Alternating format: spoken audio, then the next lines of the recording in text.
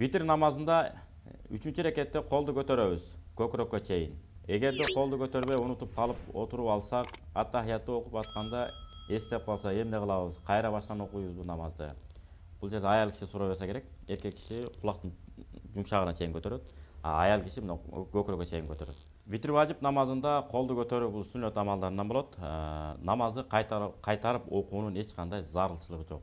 Ошондуктан намаздагы фарздарды, намаздагы важип амалдарды Ыкылас сүрөсүн кандай жатка билесиз? Ошол сыяктуу жаттап алсаңыз, Кудайым буйруса, намазыңызда түйшүк көйгөй болбойт.